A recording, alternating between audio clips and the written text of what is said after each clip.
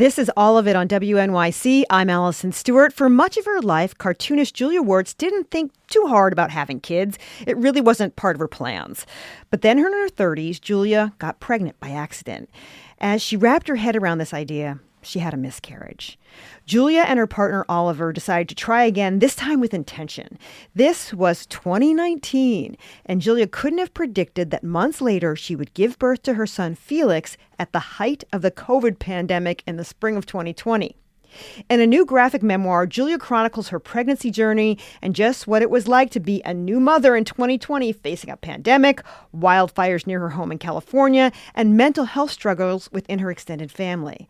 The book is called Bury Me Already. It's nice down here. Comics on pregnancy and parenthood. It's out today. And Julia joins me in studio. Hi, Julia. Hi, thanks for having me. And by the way, Julia has a book release event tomorrow at Books Are Magic, Montague Street location at 7 p.m. and at Rizzoli Bookstore at 6 p.m. on April 16th. There are so many illustrations in this book. They capture a wide variety of your pregnancy, your motherhood experience. There's a lot of humor here. How did drawing help you make it through your pregnancy? Oh, I don't really know any other way to do things to get through hard times, except to turn it into a funny drawing or make a joke out of it. Sort of the way I process my life, I guess. But it's funny, as you were describing all that stuff, I felt a removed sense, like I was hearing it as if it was someone else's book, and I was like, that was a crazy thing that person did and lived through. But it doesn't feel that crazy in the moment, I think. You point out that this isn't just a memoir about becoming a mother. You write about relationships within your family, with Oliver, COVID, mental health. Why was it important to you to expand the focus? I don't love parenting books, not to disparage anyone else's work, but I find most of them incredibly boring. And I want to hear about who they are as people behind the story, what else goes on in their life. And so I didn't want to focus on just the pregnancy and parenthood stuff, because people don't tell you when you're going to go through pregnancy and parenthood that your life keeps going. All the stuff that's going to happen still happens, and you have to figure out how to deal with that just while you have a baby. And I feel like there's no good way to prepare for that. And I wanted to really show people that life keeps going. It doesn't stop. Even if you are in a bubble, that bubble gets burst, and you still have to deal with all the real life stuff outside of that. And that just feels insane when you're going through it, but it's how it is. You could have never known that you would give birth during the pandemic. So many women had to do so. 6 years later, what do you carry with you from that experience? I'm a little bit resentful, actually, about all the things I missed. I didn't have a baby shower. I didn't take birthing classes. When my kid, for the first year of his life, it was just us at home. And we went out and did outside stuff with friends. So I'm resentful of all the milestones that I thought at the time. I was like, that's fine. It's lame. I don't want to do those. And then when I didn't get to do them, I was like, but I was kidding. I want to do all of them. I want everyone to buy me stupid infant clothes that I'm not even going to wear and get rid of. So I'm just not resentful. That's not the right word. I'm a little sad that I missed out on that stuff. And I got Zoom married on the couch, which is very on brand for me, unfortunately. But I don't want to always be on brand for stuff. I wanted to have a traditional kind of, at least a party. But that's all. I just missed some stuff. Listeners, we'd like to hear from you as part of this conversation, specifically those of you who are parents or mothers who gave birth during the pandemic, like Julia. What you remember the most about that experience? Our number is 212-433-WNYC, 212-433-9692. How did giving birth during a pandemic affect how you think about pregnancy or motherhood? Tell us what you carry from that experience. Our number is 212-433-WNYC, 212-433-9692. The book begins just a few years after you've moved back to Northern California from New York, back where you grew up. You didn't really want kids. Yeah? Yeah, I was never anti-kids. I've always thought kids are hilarious. They're so funny. They are funny. If you don't understand why kids are funny, you're really missing out on something. Yes, they're annoying, but that's fine. So I've always liked kids, but I really didn't think it was for me. I was following an artistic path. I was going to keep following that path. Mm-hmm. And then I know everyone wants a bigger answer for what changed my mind, but there really isn't. It was just a sort of slow burn of like, I guess I want this, and then I did it. One of the things I thought was really funny in the book is you address that you're in your 30s and you go to the doctor and he's going to call it a geriatric pregnancy. Oh, yes. It's one of the scariest things. And every time you go back, they repeat it and they repeat it and they repeat it. So much. I think they love saying it. I think they kind of get off on it. What did it mean? Did that have Did that affect your decision about having a child when you realized I'm quote unquote a geriatric pregnancy? I might not be able to do this in 5 years. No, I think my teen sort of angst kicked in where I was just like, oh, you said I can't do this, I'm gonna do this, and it's gonna be fine. And then it wasn't fine, but yeah, I didn't really let that get in my way. It's so offensive. I would just kind of let myself be mad about that as opposed to my personal situation. So. Your mom wanted kids, grandkids. That was a surprise to me as well. Why was that a surprise? Because she was always, my whole life I'd just be like, what if I don't have kids? Would you be okay with it? And she was always like, oh, I'm fine. It's fine. It's up to you. It's your choice. And then when I did tell her I was pregnant, she told me she'd just been pretending to be okay with whatever I wanted was fine with her, but she did really want me to have a grandkid. So it's interesting in the book. There are two kinds of drawings in the book. There are sort of the finished, beautiful drawings here, and then there are these kind of stick drawings. Yeah, stick figure drawings. Can you explain to our listeners what that's about? Why there are two kinds of drawings in the memoir? Yeah. So the sort of professional answer I give for that is that they're quick diary comics that I'll make on the side of my real work just so I can remember stuff later. And then I eventually turn those into real comics. And I just decided to leave some of those in the book to sort of give the feeling of how rushed and how things were. But then the real answer is that I was too lazy to draw all of them out like I'm supposed to. And so I was like, but what if I tell everybody that it's just to show how rushed everything was? So it's a cheat. And they're funny, though. It's interesting to see the difference between the two, I think. Yeah, I do think there's something extremely silly and raw about the stick figure stuff that when I do draw it fully fleshed out, it kind of loses that silliness. Even though my final art is a little silly, too, I see it happen. I see it go from, extremely goofy, and then it sort of loses the magic by the time it's fully drawn. So I like to leave that in there. We're discussing a new memoir, Bury Me Already. It's Nice Down Here. Comics on pregnancy and parenthood, written and illustrated by my guest, cartoonist Julia Wertz. Julia has a book release event tomorrow at Books Are Magic on Montague Street at 7. And then she'll be at Rizzoli Bookstore on April 16th at 6 p.m. We're also hearing from you. If you're a mother like Julia who gave birth during the pandemic, what sticks with you the most about that experience? How did it change the way you think about pregnancy or motherhood? What do you want people to know about that experience? Our phone number is 212-433-9692, 212-433-WNYC. This text says, my postpartum hair loss started right as COVID was getting going. It was really hard to distinguish if it was stress or just postpartum hair loss. No one talks about how much that postpartum hair loss really affects your self-image. Mm-hmm. Yeah, and it comes back in as baby hair. Another thing no one tells you. Yeah, they're like, or also that your kid might lose all their hair when they're. So it's like I felt like my kid was losing his hair in the first 3 months, and he just had a weird Danny DeVito situation going on. No one told me that would happen. And at the same time, he was losing his hair.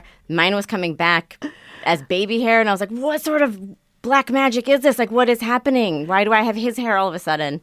Yeah, and no one tells you that you're just going to look silly for a while.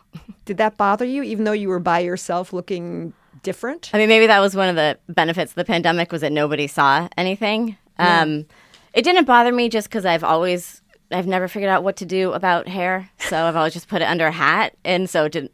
But I understand when people have fabulous hair and that's been a thing for them and then they don't. I feel like that could be hard. But I was just like, oh, well, here's another hair problem. Just stick a hat on it and move on. Let's talk to Mina calling in from Hopkong, New Jersey. Hi, Mina. Thanks for calling All of It. You're on the air. Hi, this is Nima here. And just wanted to let everyone know that I didn't give birth during the exact COVID period, but it was 2022 when I did give birth. And even then, in the hospitals, they didn't really allow the grandparents to come in and visit. You weren't allowed as visitors. So that whole, imagination of, having the family around to see the baby just wasn't there. And, the baby was in NICU for just a couple of days, 5 days or so. but not having any family coming and help me out was kind of like a little lonely. And of course, I'm bald now, and my hair never grew back, by the way, after I lost that hair. But it is what it is. Sometimes Korean hair products do help, by the way. Oh, good tip. Good tip. Mina, thank you so much. Did that have resonance for you? Yeah, I was not allowed to have anyone. I was barely allowed to have my partner in there. A few weeks before we went in to give birth, they were not allowing anyone in except the person giving birth. And then they realized that's actually really traumatic and awful for the person giving birth to be doing that alone. But my mom is a birth instructor. She's a Lamaze instructor and a postpartum therapist, so she was ready to be there, and then she couldn't be there. We did end up he had a heart issue, and there was an emergency C-section. So it's one of those things where I was so disappointed she wasn't going to be there. But in retrospect, you're like, oh, that might have actually been worse had she been there, because that might have been traumatic for her. So you just don't really know how things are going to pan out. But yeah, we were denied a lot of things that everyone else got, kind of harkening back to what I said, being a little bit resentful of those things. But you also have to acknowledge that a lot of people just don't get those things, period. Yeah. So for us to be like, I didn't get this extra privilege is really unfair. It's interesting. The emergency C-section, it's a thing. I had one. Oh, yeah. And it's like they were came out of the ceiling, they repelled out of the ceiling. Yes. The doctors, right? Suddenly there's 6 of them. They're everywhere. They take Yeah. you down a hallway. As soon as they talk to you very kindly, oh, we're going to do a C-section. As soon as you say yes, it's like game on. Yeah, well, they were quite panicked with his. Yeah, and I've had friends who had emergency C-sections, and I guess there's an emergency, and then there's an emergency. And we were an emergency with lights on the hallway were flashing, and then it was just a full surgical team was there. It happened very fast, and it was very panic-inducing. And then a doctor came in, and he's like, "This is a little guy with all hands on deck," and you're like, "All hands were on deck? What?" What were the first words that your partner said to your child? Or about my child? Or about your child? As they were pulling him out of my body, he said, "He's a monster." And those are the first words. And even in my very drugged state and I couldn't move, I heard him say that. And I knew, even though I was so upset and hysterical in the moment, I was like, that was funny. That was a funny thing to say. He was, too. He was disgusting. They're gray. People don't tell you they're going to be gray. Why was he gray? Their fingernails are long and white. They're so gross. I'm talking to Julia Wertz all about pregnancy and parenthood. Her new memoir is called Bury Me Already. If you're a mother like Julia who gave birth during the pandemic, we want to hear from you. What sticks out to you most about that experience? How did it change how you think about pregnancy or motherhood? What do you want people to know what it was like? Our number is 212-433-9692, 212-433-WNYC. We'll be right back.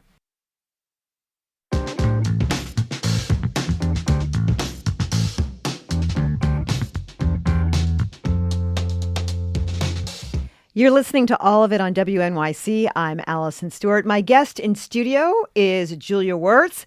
Her new graphic memoir is titled Bury Me Already. It's nice down here. Comics on pregnancy and parenthood. Julia has a book release tomorrow at Books Are Magic at Montague Street at 7 p.m. And she'll be at Rizzoli Bookstore on April 16th at 6 p.m. We also want to hear from you. Not if you're driving, though. Please don't call us if you're driving. If you're a mother like Julia who gave birth during the pandemic, we want to know, what was that like? How did it change how you felt about pregnancy or motherhood? Our number is 212-433-9692, 212-433-WNYC. We got Dan on the line calling from New Jersey. Hi, Dan. You're on the air. Hey, Allison. Good to speak to you again. Fun little fact. I was on Get Lit with my band a couple of years back, and it's great to be back on the show. All right. So, I'm not a mom, obviously, but we had our kid back in September of 2020. So that was basically the whole pregnancy was defined by that first year of the pandemic. Oh my gosh. How did that work out for you?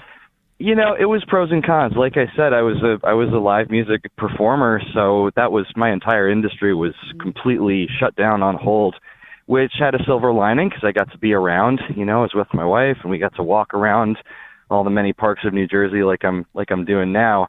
But at the same time, like mentioning family being excluded from things, I was lucky to be at the birth, but I missed almost every ultrasound appointment. Just wasn't allowed to be in the room for that.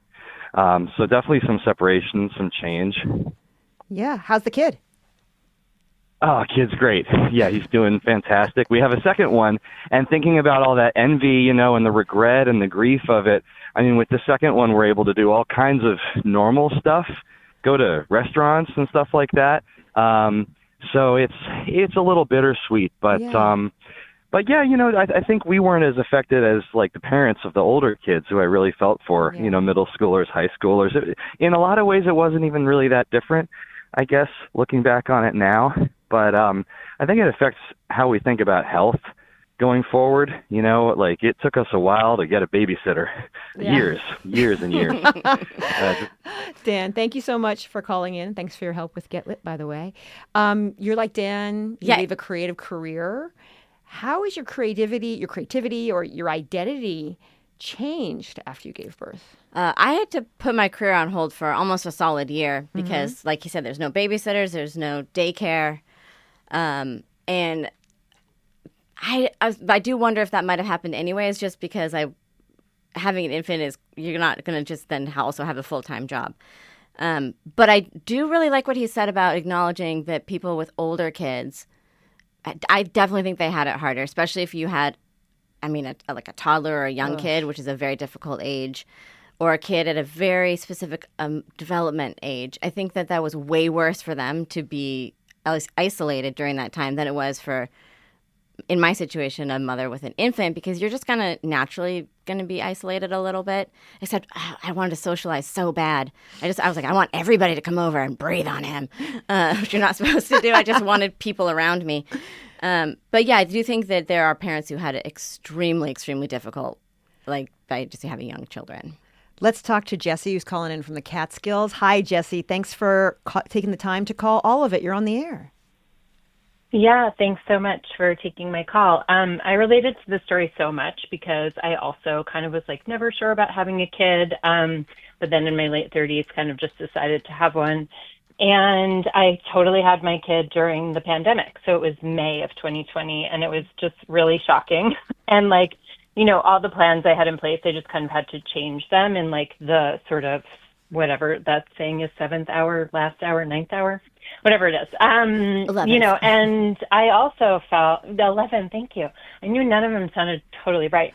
It doesn't matter. And it totally. But I also totally missed having a baby shower, even though I thought I was too cool for having one and all that stuff. But one kind of weird silver lining, you sort of talked about the hospital thing a bit. And I was, looking forward to having my mom and my doula and all this stuff. But then birth was so traumatic.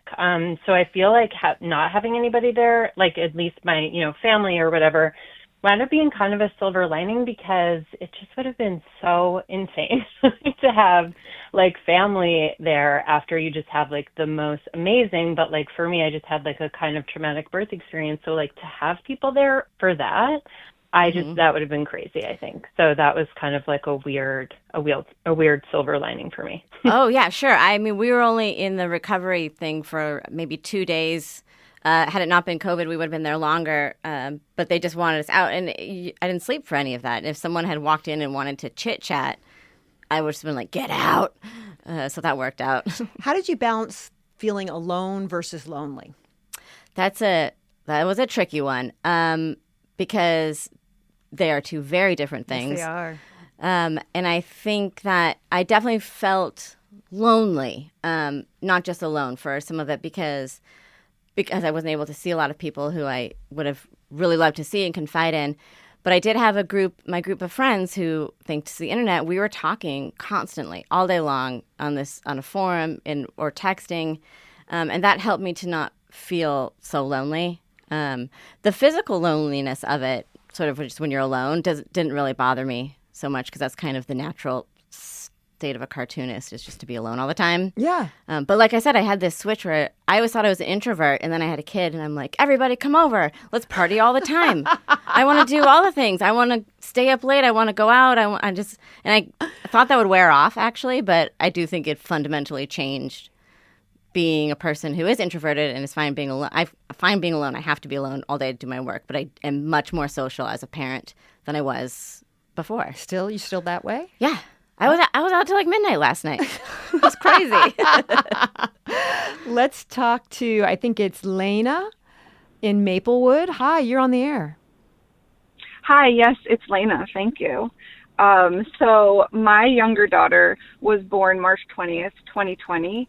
So we were 1 week into staying at home. And when I tell people her date of birth or I fill it out on a form, people just look at me like, oh. And I know exactly what they're going to ask. They're going to ask, was your partner there? What was the hospital like? Was it scary?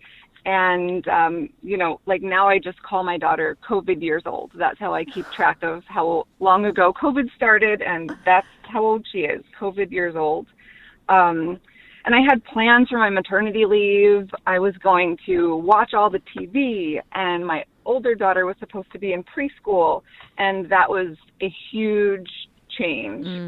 It was very challenging, and I was sad not to share the baby with everyone, and she was a wonderful baby. But I mean, if it had been my first, it might have been a disaster because I had postpartum anxiety.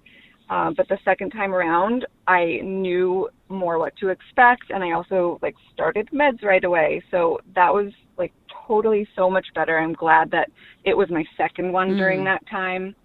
But this group of kids, these COVID years old kids, they're unlike any other age of kids. I'm a preschool teacher and early childhood professional, and these kids are wild. When you say wild, what do you mean? They're just it's so hard to explain. They're in their own mindset. They do what they want to do. They're they're outspoken. They just only they started out living this life that was just very different from other kids. Thank you so much for calling in. That was an interesting topic. Yeah, I know. I was like, oh, what's she going to say? Are they different? I think that might be more of a parenting thing. I don't ever want to say anyone's parenting right or wrong, but I was very careful to give my kid what is normal. We hung out with friends on weekends. We hung out. We broke the rules pretty quickly. I don't know. We did. So we did hang out with people. And he got socialized early, and he did begin daycare. I think he was 10 months old. He began going to an illegal home daycare down the street. Well, you touch on that about childcare, one of Mayor Mamdani's biggest political causes. What did having a kid reveal to you about childcare in America? How crazy expensive it is. How little we pay our childcare workers. That really blew my mind. It's we pay childcare workers and then social workers, the people who work with the most vulnerable and the youngest, the least amount of money. And these are the people we should be taking care of the most. And the people who are doing that should be able to make more than a living wage, I think. So that really surprised me. But yeah, also how inaccessible it is. And it's just, we're in a small town, and some of the daycares that were open were oh, it's from 9 to 12. And I'm what am I going to do with 3 hours? I can't have a job in 3 hours. So I was calling those the vanity daycares, which honestly I would have taken had they not been so crazy expensive. And we just got really lucky that there was a daycare worker who had lost her job from the pandemic and started her little home daycare situation right down the street. And it was very affordable. But I'm not saying everyone should put their kid in an illegal home daycare. That's not a great move. Let's try to get one more call in. Tamarinda is calling in from Summit, New Jersey. You have about a minute, Tamarinda. Hi, thanks for taking my call.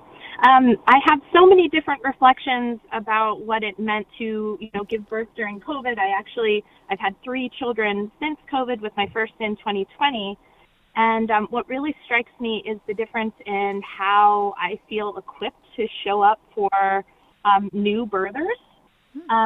So, for example, we're taught to expect, the support of a village when you rear children. And for those of us who gave birth during those early years of COVID, we didn't have that support system just innately built in. And I think that there may be, at least for me and some of the other birthers I'm familiar with during that time, a little bit of a chip on our shoulder. We don't really know how to show up for other birthers in the same way. We didn't get the baby showers, as you were just speaking of. We didn't have, people doing meal trains and coming to our home and lifting us up in that experience in the same way. And younger brothers are now looking to us to kind of show them that path. Yeah. And we don't necessarily have that skill set. And it's becoming more and more obvious, unfortunately. Thank you so much for calling in. In our last moments, your last picture in the book is of Oliver reading to Felix. Yeah. Why did you make this the last picture in the book?